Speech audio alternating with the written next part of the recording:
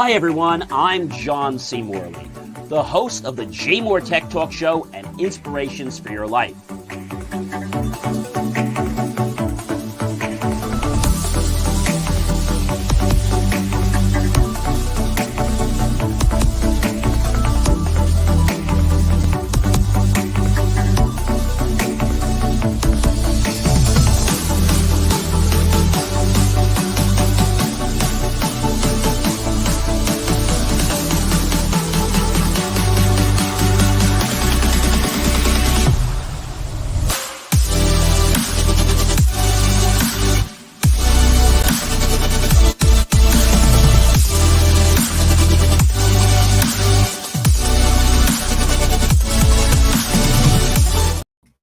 Hey guys, it's John C. Morley here, serial entrepreneur, and you're tuned into, you know what you're tuned into, the JMOR Tech Talk Show.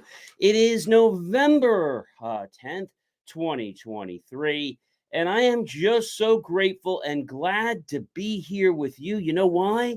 Because I have an amazing show to share with you, and I know that you guys are going to be really happy with everything I have to share with you tonight. So, ladies and gentlemen, I do want to let you know something pretty cool, and that is that you are watching the JMOR Tech Talk Show. You know, we are in our second year. This is show 45. Wow. I mean, that's pretty amazing. So, let's get right into the meat and to the potatoes, all right? Okay. So first thing I want to talk about is Meta and Snap. I don't know if you know this, ladies and gentlemen, but they must detail a very specific plan to how they're going to be enacting child protection measures. And, this is pretty important. Ladies and gentlemen, like I said, by December 1st, 2023, and this is because of the European Union. Again, the European Union. And you might be saying to me, hey, John, why? Well, I got to tell you something. The European Union is like the one that causes us to really, I don't know, they get us to make a difference, And I think it's pretty cool how, all this works. But I think the most important thing for me is just knowing how we do everything. And I think it's pretty cool because the European Union really gets people to, how can I say, jump up to what's going on. And I think that's probably the most important thing is the way that they can just, do this on, a regular basis and how they can just stay on track with everything. I think that's probably the most important thing. And you might be saying to me, hey, John, why is it that the European Union takes things, ladies and gentlemen, they take them very, very seriously, okay? Extremely seriously. So they're going to have to basically cough up or pay up. And I'm sure they're going to do that. So let's get into some more things, and that's about AI. So we talk about AI, artificial intelligence, and artificial intelligence being everywhere. But what does that really mean? So artificial intelligence everywhere really just means that there is going to be a benefit for everyone.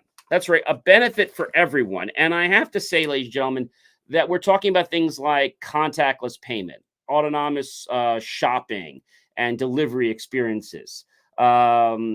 Lots of new trends are going to be hitting, which we'll talk about more. And so AI is supposed to make things easier for consumers to pay for and receive goods and services. We'll talk more about that, what's going to happen. And you're probably saying to me, John, what is this metaverse? We're going to talk more about that, but the metaverse is becoming real. And we'll learn more about it a little more in the show. But so this is a place, ladies and gentlemen, that can really, how can I say, get people involved with their work, their play, their shop, their socialization on these different types of platforms. Okay. And I think it's pretty cool. What's happening, but I think we have to be aware of some of the things that are going on. I think that's probably a big thing. And so thinking more about AI and technology, we also have to ask ourselves what's going on in the web world? Well, we have something, ladies and gentlemen, called Web 3. I'm not sure if you guys know what that is, but Web 3 is a new standard that's been rolled out. And what Web3 really means is an extension of crypto currency, NFT, non fungible tokens. And, I think a lot of people are just trying to embrace, like, what does all this mean? And I think what it means is that there's change, right? We're going to the digital world. And the digital world is an interesting world. I mean, I have to tell you, it's a very, very interesting world. And you might be saying, John, I don't know if I'm ready for that world. And that's perfectly okay if you're not ready for that world. But I think the biggest thing right now is the fact that people are just getting information from all different ends. So when we think about Web3, and if I had to ask you this in short, what is Web3? So again, as I said, it's the extension of cryptocurrency. We're going to use the blockchain and newer different ways to help manage and protect data. And Web3 is basically a third generation of the World Wide Web, and its main goal is to decentralize everyone with a, let's say, from the bottom up design, and it's built around blockchain and a lot of different things. And we talk about a semantical web, which can be related to web as a network of data that's linked in a meaningful way, right? And so Web 3.0 is starting to become more popular, okay? It took us over 10 years to go from Web 1.0 to 2.0, and a lot of people watching expected it to take longer, but not too long to fully implement the reshape in the web in 3.0. So a Web 3.0 example, for example, Siri is an excellent example of Web 3.0 technology. Apple's AI assistants, right? Google's assistants. These are Web 3.0 technologies. And it's definitely changing our world because information is being accessed in a completely different manner than it was before. So thinking about that, let's talk about something in the physical world and the digital world. So digital world is things that are online, like, this video, this stream, if you're watching me live. It's taking the physical world and the digital world and allowing them to come together, okay, and merge them so that the value proposition will happen no matter whether you're in the physical world or the digital world. So in the physical world, we'll bring in digital components. In the digital world, we'll bring in those physical components, which will not be physical per se, but it will be the physical, let's say, connection of that, but it will show up digitally.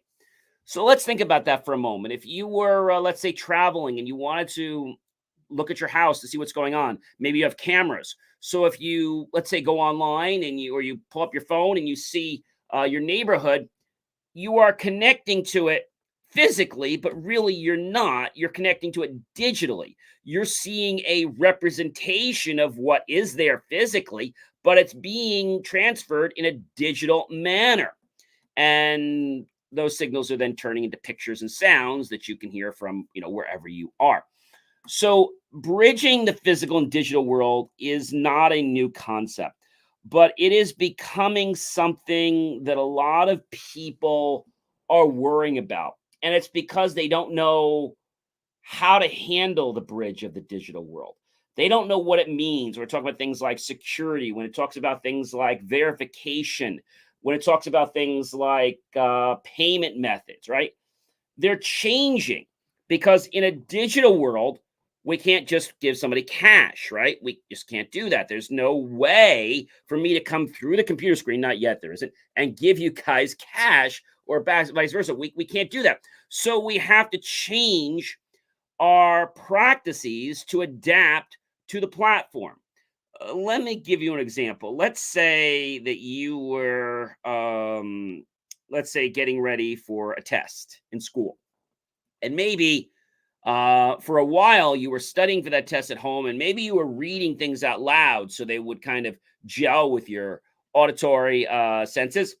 And so when you did that, that was fine. But then when you got to school, you got into something called the physical world there, a different physical world. And that physical world was all about the one thing that it was different than home. So when you're in a silent study, you can't make a bloody sound. Okay. Any of you that have been in a silent study, it just means that a silent study. Now, if you're still lost and saying, John, what the heck is a silent study? Maybe I don't know, maybe you didn't go to school where they had silent study. Silent study means no talking, no phone conversations, okay? And set your cell phone to silent or vibrate, okay? There are things called a silent study zone, okay? And it's an area of a library used for silent individual study. It's usually located on the second floor of the library. Mobile phones should be switched off or to silent, and no talking is permitted. So I think that's a pretty interesting thing. And there's something called what they call it a quiet zone. Yes, they call it a quiet zone. And so a quiet zone is meant so that you can think, so that you can, focus on things. When you're home, maybe you're trying to do studying out loud. Well, that wouldn't work in a silent study. So you have to change your practices. Now, if you don't like that, well, then you can't go to a silent study. But there are benefits to a silent study. Like, there might be other people you're going to connect with. Maybe you can share notes. Maybe you can go back and forth. But there is no talking in a silent study. Okay. It's that way for a reason. Okay. So that we can take reading and studying seriously and focus with our entire attention. All right. So when we think about that, the next thing I want to share with you is something called green technology. So, what the heck is green technology? Well, green technology is not new. It's been around for a while. It's the whole concept that what we create in our world will be beneficial for others and for society. So thinking about green technology, what it means is we're putting the brakes on carbon emissions, which is bad for our environment. We are developing green hydrogen now. We're trying to create a new clean burning energy. Shell and REW are working on a green pipeline with wind plants. So green technology is going to be better for humans, but it's going to be better for our entire world. Okay. So I think that's a very, very important thing to understand. And you might be saying to me, John, this sounds great, but I'm not sure I get it. Well, it's about preserving our world, preserving our resources. Does that make sense, everyone? And I think the reason it becomes a little bit, I'm going to say, confusing to some is because green is like, I don't know, it's like a word that nobody really talks about. And the reason they don't talk about it is because they don't know about it. So you might be saying to me, hey, John, what are green technologies? And there are a lot.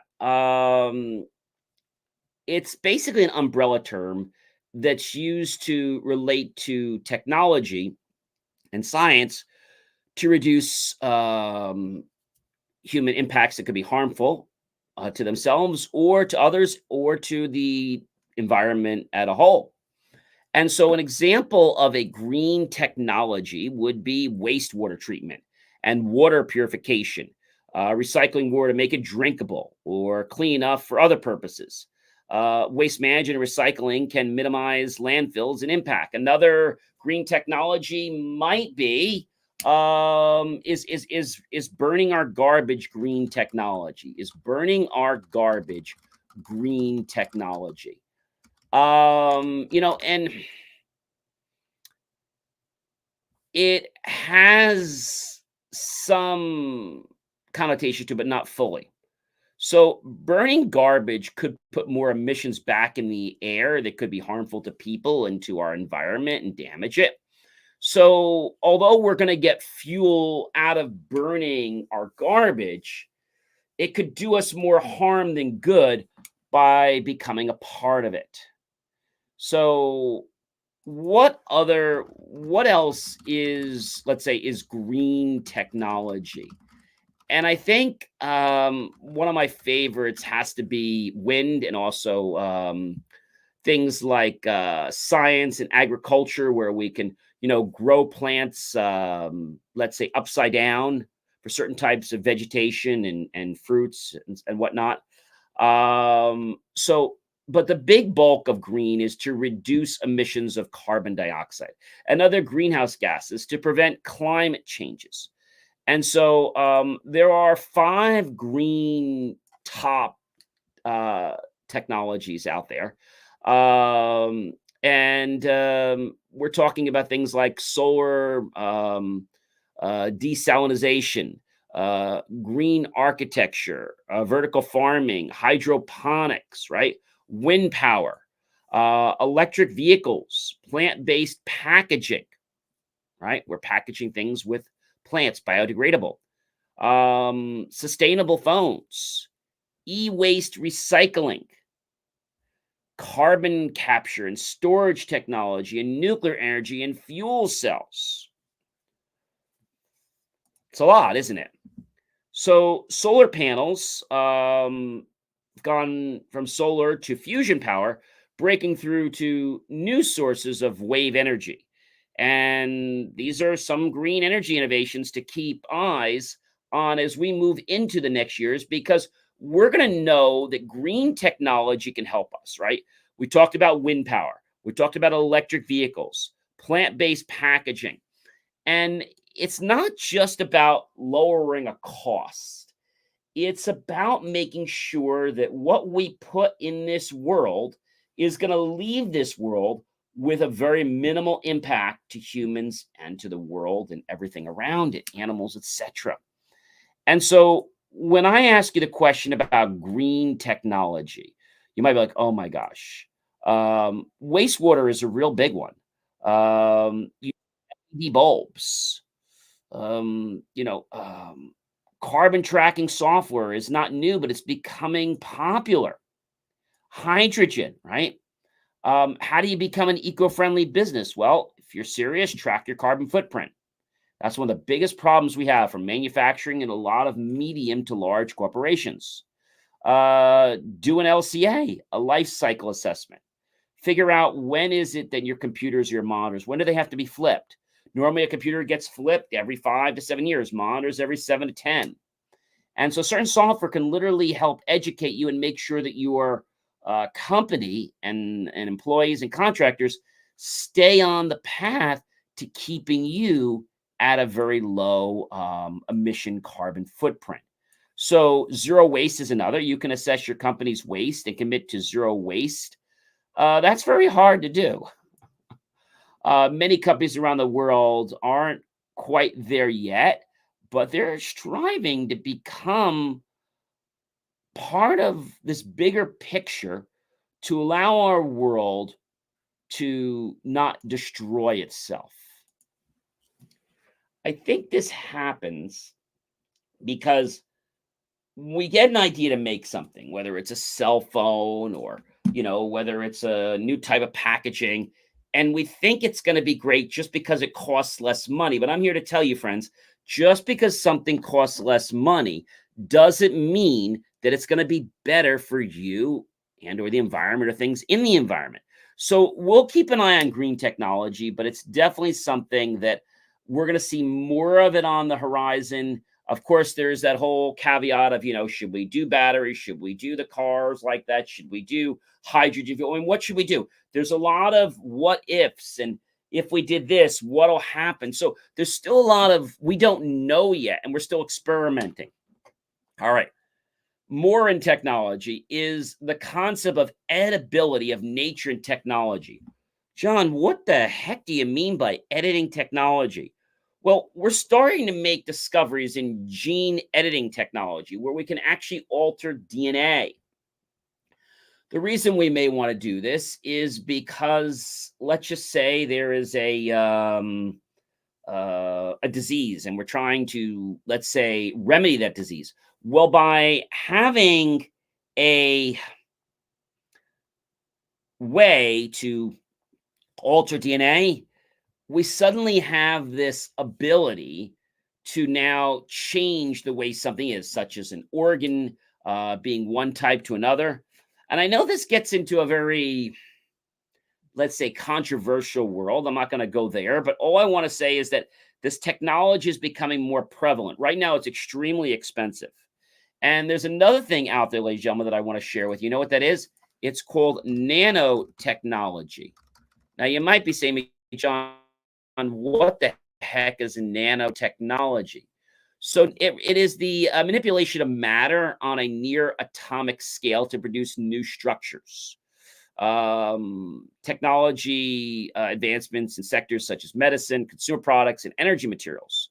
You might be asking, hey, John, what is nanotechnology used for? So it's already been used in the industrial sector, such as the information and communication sectors. But it's also in the food technology world, energy technology, as well as some medical products. And so people say to me, John, what is a good example of nanotechnology? So nanoengineering uses superior products like degreasers and stain removers and environmental sensors, air purifiers and filters, antibacterial cleansers and specialized paints and sealing products such as self-cleaning house paints and others that will resist dirt and marks. The question people ask is nanotechnology something that we should be working on? So they've improved the design of products such as light bulbs, paints, computer screens, and even fuels by using nanotechnology. But is nanotechnology good or bad? So nanotechnology has a beneficial effect for medicine and the environment. But just like every other technology, technology is not good. It's not bad. It's how we choose to apply it and what we're going to do with it that may directly or indirectly adversely impact an environment such as people, other organisms, animals, and nature itself. So you might be asking me, John, what is nanotechnology used in the human body? So nanotechnology could change the face of medical implants by allowing miniature devices to be further reduced in size and inserted in the human body to cure and repair damaged cells. Now you might be asking me, John, what is a nanomaterial? What is a nanomaterial? Because I mean, this sounds like something in the space world. So what is a nano material? Um, so they have some interesting particles, and they're usually considered to be materials with at least one external dimension that measures 100 nanometers or less, with internal structures measuring 100 nanometers or less. And they may be in the form of particles, tubes, rods, or even fibers. Pretty cool, right? Um, there are things right now that are being worked on called nanobots. Okay. And they're being used today in medicine and environmental cleanups. Nanobots is basically an active structure that is able to sense, manipulate, and even move forward um, and gather information at a very nano scale. And it's important because nanorobots can participate in a variety of DNA hacking mischiefs and things like that. So we have to be careful with nanobots. And so, nanotechnology robotics, it's a field that combines the principle of robotics, nanotechnology, and material science to develop robots at the nanoscale. And robots could lead to other advancements in things like medicine, we said, manufacturing, energy production, and environmental cleanup. But the thing is, can nanobots cure anything? So they've been said that they could possibly destroy cancer cells. They can be programmed to make repairs at the cellular level.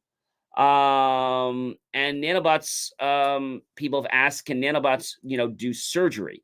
Um, that's a good question. The surgeons are called nanorobots, and they're tiny groups of magnetically charged particles that will band together to break up clogged arteries. And the robot molecules work on blockages in some stages. Um, it's very interesting, and I think people ask, how do we control nanobots? So there are sensors in nanobots that could detect specific signals or conditions like the presence of a certain type of molecule or material, and then either react or not react. People say, what does a nano robot basically, do to exist? So they can be injected. And then people ask me, so how do you, get rid of nanobots in the body? So this is a very interesting question. Okay. Um, they are here to help us with a lot of different things. And nanobots are specialized enzymes or drugs that can break down things. And so when we include an enzyme or a drug, you'll be able to basically remove or destroy the nanobot. And so you have to realize that nanobots are so small and they exist and they operate on a whole world. Now, if I had to share with you this information, what is the nano world? I think that's probably a question that a lot of you might be asking. And I want to tell you that nanobots are basically something that is not new to our world. Okay. We've been working on them for, a very, very long time. But the question is, what is it that they're doing? And I think the biggest thing I want to tell you is that they've got so many possibilities. I mean, so many possibilities. And you might be saying to me, John, what is it that will propel somebody forward to work with nanobots? Um, so it's an atomic force that defines basically specifications for a type of device. And a device doesn't have to be made out of like metal, it can be made out of other types of structures, right? Nano world and science technology has always been on the sci-fi channels. But what we're learning now about nanotechnology is that it encompasses measuring, modeling, manipulating, and scaling things, and then being able from that to do different things. So nanotechnology is very, very small. Materials may behave in different and very unexpected ways. Researchers want to harness this, let's say, knowledge and the unexpected behaviors to make new technologies. Um, is the iPod Nano an example of nanotechnology? Well, not every product that has the word nano in it means what you think. Nanotechnology has been basically called the next big thing, quote unquote.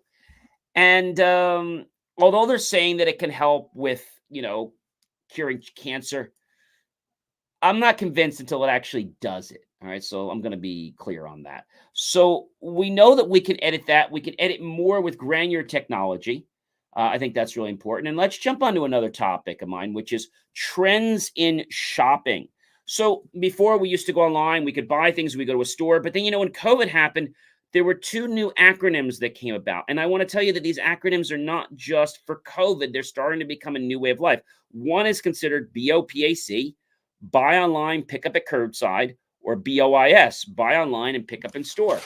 Now, these types of systems, as well as different retailers and mass department stores, are employing these autonomous shopping environments so that, when you buy something, from the moment you put the order in, it can notify you on your phone. When you get to the store, you can let them know you're there and they can literally bring it right out to your car. So technology is connecting the physical world to the digital world. And at some point, it has to be physical because you can't just get, clothes or an object through your phone. So we have to, at some point, bridge to the physical world. But when we talk about bridging the past, we're talking about how to utilize and get information from a physical world into a digital world. But there are a few times when we have to actually be in the physical world to actually get what it is that we're trying to acquire. So a lot's going to happen in online purchasing. And we're going to see more retailers and suppliers and even small businesses move forward to something like we talked about here. And that is called BOPAC, buy online, pick up at curbside, or BOIS, buy online, pick up in store. So I think that's a pretty cool thing. And we're just going to have to stay tuned because there's a lot going to happen, ladies and gentlemen, in this world. All right. So did you know that Microsoft and Nvidia are working on a metaverse platform? I did you to know that. Yes. Nvidia, you all know who Nvidia is. Nvidia and Microsoft are working on a metaverse platform. And this is really pretty cool. They're collaborating with one of the largest broad-based technology providers, NVIDIA and Microsoft, and they're allowing this new trend of a metaverse, which we'll talk more about, and the AI and supercomputing to be able to fuel it with the resources they need to make it be everything that they want. So we'll definitely stay tuned with that. So let's talk a little more about a metaverse. So we've said that a metaverse is basically a physical, let's say, a digital representation of a physical world. One example of a metaverse might be having a court case online. The judges are avatars. There's even talks about having a digital healthcare metaverse where you can have an online digital hospital. So what would that be like? Well, that's a great question. So there could be virtual consultations for people that need to talk to a doctor right away, any time of day. Virtual healthcare professional training uses virtual reality and augmented reality, right? And we've talked about this before, that our virtual reality uses our world and puts us in it. Augmented reality basically puts elements into it. So we can have a virtual world with AR components into it. Remember, AR components are controlled by the system. VR components are controlled by the user that they are being represented by. Remote monitoring and wearables. Now, we've seen a lot of this stuff in the last decade. But what's going to happen is monitoring the different technologies, reporting, telepresence medicine, e-prescriptions. We're going to see all of this happening in the metaverse. So you might typically go to a doctor's office online and you check into a virtual waiting room. You might see a lady there that might be checking you in, and you literally have a virtual seat. Then the doctor calls you, and then you would go into, and this is as they get busier. Right now, they don't have this kind of volume. And then the doctor would see you, and then after they've done that, you'd be on camera, so they could even do exams on camera. But the thing about it is that they'll be able to write you an e-prescription, which will be sent right over to your pharmacy. Now, using technology that we just talked about before, like Be Online, BOPAC, Buy Online, Pick Up at Curbside, or BOPIS, or how about another one, Buy Online, I don't even see the acronym for it, but I bet it's coming out, Buy Online, DTH. Yes, Be Online, BODTH, Buy Online, delivered to home, to your home. And I think that's one that's not there yet, but we're going to see that coming because people are lazy. Let's focus on it. So the thing about the metaverse is that it's an environment that's there whenever you need it. It never closes, right? We talked about the fact that we can have digital office buildings, and we can have digital real estate online. You literally could rent a space, okay, in a building, a virtual building online, all right? Whether you're a lawyer, whether you're a doctor, and people could come and visit you in your virtual office. There'll be virtual malls. So it's giving the experience as if you are there in person, but you're moving around almost like a video game. And you're doing things that are real, like putting in payment methods and things like that. So it is important. And it's also important to understand that when we use a metaverse, that we know how to use them safely. We'll talk about that in another show. I want to talk about digital twinning right now. Digital twinning is when we take either a live person or an object that's in the physical world and we make a digital copy of it. We then can study that object, we can break it down, we can do all kinds of things with it, virtual tests. So we can learn about the object, the person, the structure, right? And that's coming. We're starting to see digital twinning right now. We've seen it in the automotive industry. They've used it to help build new types of cars. They could actually get engineering done better because they can literally take something and with the models and figure out how to make something better. So that's something pretty cool. Now, you might be asking me, and I'm sure you are, John, what are the benefits of a metaverse? Well, there are some benefits. The one benefit is they allow others to connect to other people, regardless of what part of the world they're in. They're going to offer new and innovative immersive experiences. So what's an immersive experience? An experience where you are really putting all your senses in. You're able to see, you're able to hear, and some you might even be able to touch and feel sensations. Like we were talking about haptic technology with our phone. There's going to be support for education and commerce, as we said before, like in the healthcare metaverse. Right. And I think there's a lot of benefits to a metaverse. I think that's pretty cool. But I want to let you know that there are going to be, yes, ladies and gentlemen, some disadvantages to a metaverse. What are they? Well, it's going to be limited to be able to facilitate people that don't experience motion sickness. Because let's face it, creating that type of experience might not be all that for some people. Increased equipment and software costs, more outlets for people to be bullied and harassed or stalked.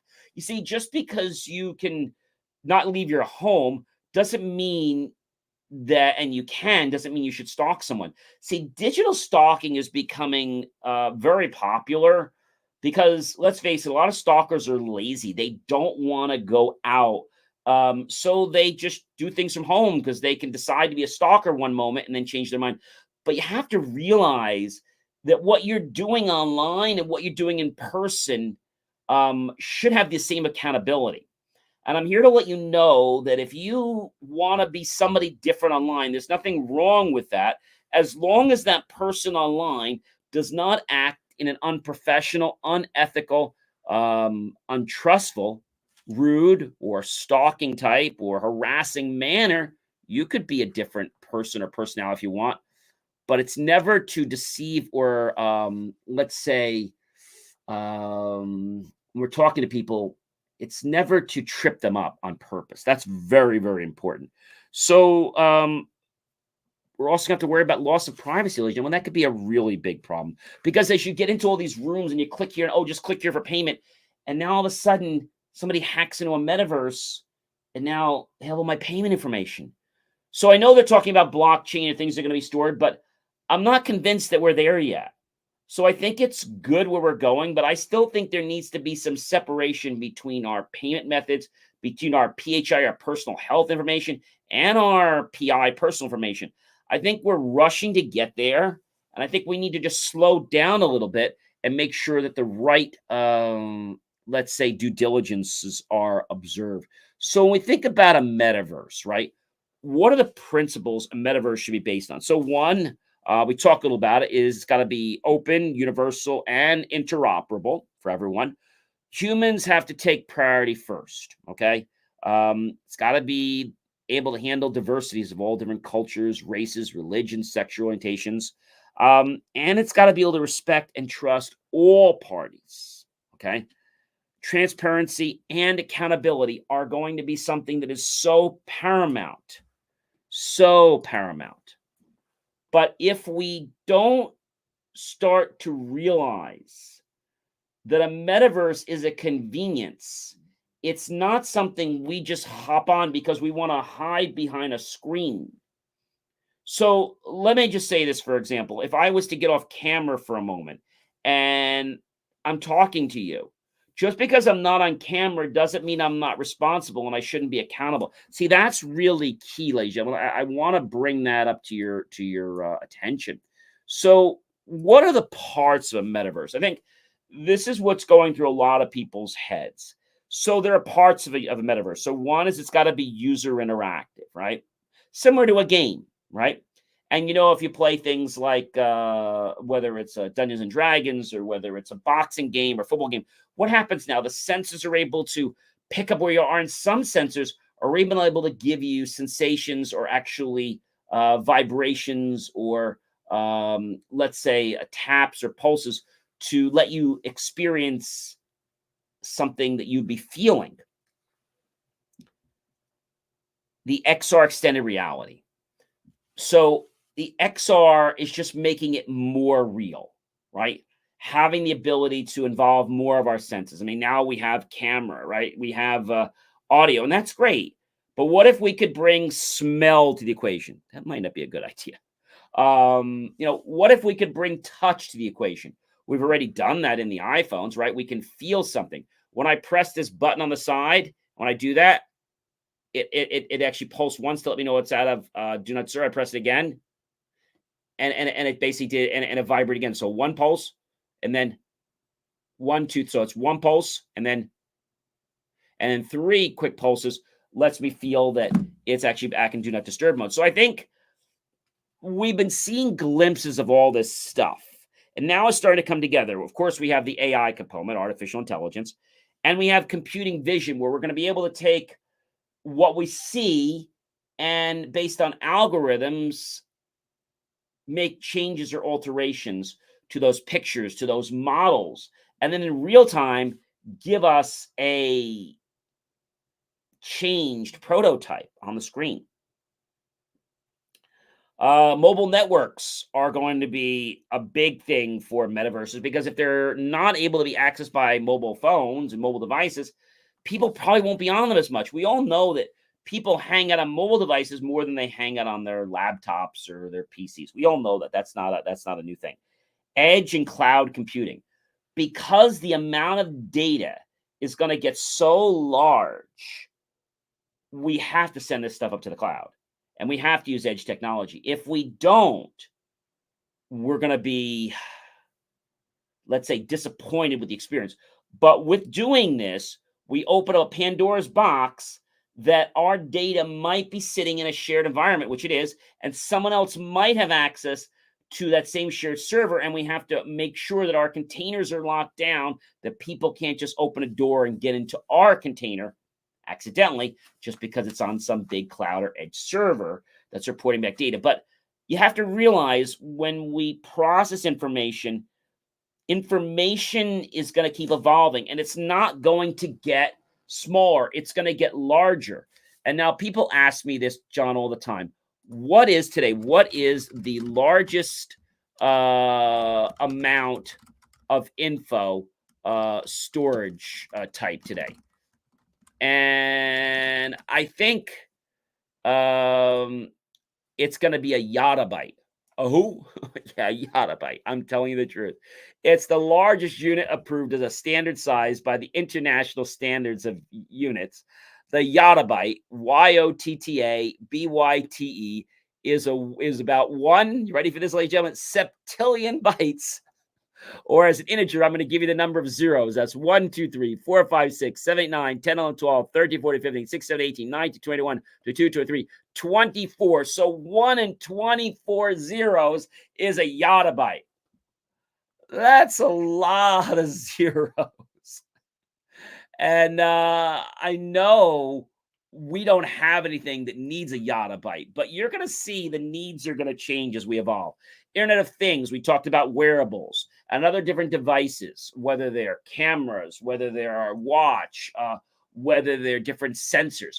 We're even seeing things like smoke detectors in people's homes, carbon monoxide detectors. They are asking to be connected to the internet. Why? Because they're now an IoT device. And so if you're traveling somewhere and something happens in your home, what's going to alert you there's a fire? Well, that's great. I was talking to a neighbor about this the other day. He says, you know, John, if that happens to me, I'm just going to let it burn and let the fire company come, enjoy my vacation, and just let the insurance take care of it when I get back. I don't know if he was pulling my leg or not, but this all happened because he changed his smoke detector to a smoke carbon monoxide detector because the one he had went bad. And now they come with the IoT device built in. And so you don't have to enable it, but some of them will give you an annoying beep that you can't turn off. So I think our world is going to morph, and it's going to keep, how can I say, reforming into new things based on our expectations, based on the technology. But one thing is key, ladies and gentlemen. We as individuals, we as business owners, we as developers, engineers, and users have a responsibility to develop, use, and manage technology and services in a way that won't harm, hurt, harass, bully, of course, or stalk another person. You see, just because we have technology, which is a power way up here, doesn't mean that we have license. That's right, I said have license. Just because you can do something doesn't mean you should. Let me give you an example. Many of you might have a large chocolate cake at home, all right? And after dinner, you might say, gee, I want to have a piece of chocolate cake. Great. Now, just because that cake is in your fridge doesn't mean that you should keep going to that fridge every hour until that cake is gone. No. See, just because you could doesn't mean you should. That's the important thing when we talk about technology, when we talk about AI, when we talk about privacy. Just because it is doesn't mean it should be that way. I was using a platform the other day and I clicked a link. It's a safe link. And just because that company can send me email messages doesn't mean they should. Does that make sense, everyone? Hey, ladies and gentlemen, do you know who I am? I'm sure you do by now. I'm John C. Morley, serial entrepreneur, and it is my privilege, of course, my pleasure and honor to be with you this fantastic, amazing evening. Please do click on believemeachieve.com or scan the QR code. And when you do that, you're going to get my link tree. And once you get my link tree, ladies and gentlemen, you'll be able to expand and see lots of great information. I think that's going to be something that'll be really, really cool for you. And go to where it says help keep our content free. Click on that, make the choice to buy my team and I a cup of coffee, a bowl of fruit, a scrumptious bowl of yummy desserts. Either way, we're going to be so grateful for those pennies and dollars. We'll invest into new hardware, new technology, new equipment, new software, even new facilities to give you the most jaw-dropping motivational content to empower you to have an amazing life. Hey, ladies and gentlemen, if you're a tech person or you want to have a tech conversation with me, if you'd like to reach out and you'd like to share some knowledge, please do. I'd love to have a pre-chat with you and see if you'd be a great guest for one of my shows. Remember, JMOR Tech Talk, as well as IFWell, Inspiration to Your Life, is all about providing value, all right? And if I can educate just a few of you guys to have a safer, better, more enjoyable life, then I've done my job. I hope you guys have an amazing rest of your night, a fantastic weekend. And you know what? I'm going to be back here next week. Yes, the week before Thanksgiving. That is going to actually we've got the Thanksgiving week comes the following actually. And people just asking for hey John, when is Thanksgiving? And so this is a funny question because Thanksgiving always falls on November 23rd, which is always a Thursday. And, the thing is this, we celebrate Thanksgiving on the 23rd. The date changes of different years, but it's always going to be that's when we celebrate Thanksgiving. So I think it's interesting to know that Thanksgiving date changes, okay? But it's always November 23rd. And I want you guys to know that I'm working on bringing you some amazing, great content, as well as a real special thing for my Thanksgiving week broadcast. Please do check out all my great content. Let me know what you think. It is such a privilege, pleasure, and honor to be with you. And I hope that you embrace this technology and apply it and choose to use it in a manner that's going to make your lives and everyone else just a little bit better. Have yourself a great night and a fantastic weekend. And I'll see you guys real soon. So be well. Take care.